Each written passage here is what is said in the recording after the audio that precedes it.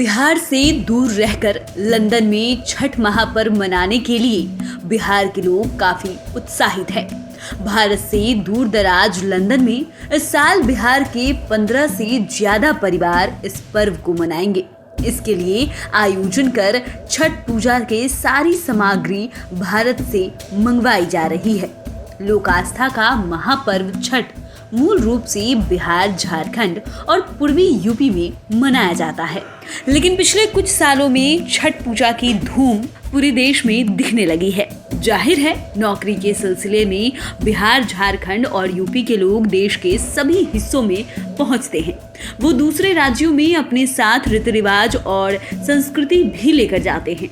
यही वजह है कि छठ पूजा अब कुछ राज्यों तक सीमित नहीं रह गई है। छठ पूजा की धूम 7 समंदर पार भी देखी जाती है। इस साल लंदन में रहने वाले प्रवासी भारतीयों के 15 से अधिक परिवार एक साथ छठी मैया का व्रत रखेंगे। इसमें आयोजकों ने सभी व्रतधारियों के लिए रिजॉर्ट में रहने का प्रबंध किया है।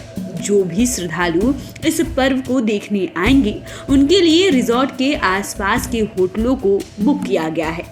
इस महापर्व के लिए पूजा की अधिकतम सामग्री भारत से मंगवाई जा रही है।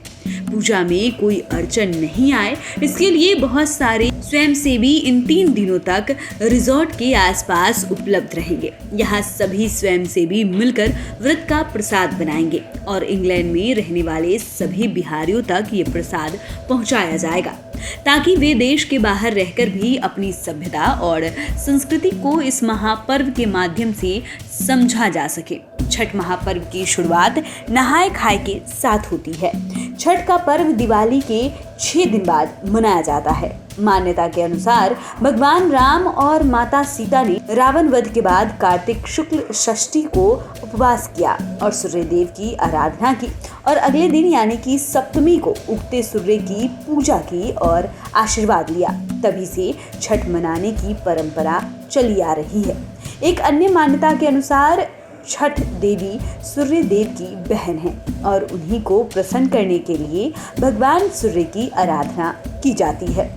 व्रत करने वाले माँ गंगा और यमुना या किसी नदी या जलाशयों के किनारे आराधना करते हैं। इस पर्व में स्वच्छता और शुद्धता का विशेष ख्याल रखा जाता है। एक और मान्यता के अनुसार छठ की शुरुआत महाभारत काल में हुई और सबसे पहले सूर्यपुत्र कर्ण ने ये पूजा की। कर्ण अंग प्रदेश यानी वर्तमान बिहार की भागलपुर के राजा थे। कर्ण घंटों कमर तक पानी में खड़े होकर सूर्य देव को अर्घ देते थे और इन्हीं की कृपा से वो परम योद्धा बने। वहीं महाभारत काल में ही पांडवों की भार्य द्रौपदी ने भी सूर्य उपासना करने का उल्लेख किया है, जो परिजनों के स्वास्थ्य और लंबी उम्र की कामना के लिए नियमित रूप से ये पूजा करती थी। इस पर्व में गीतों का खास महत्व होता है।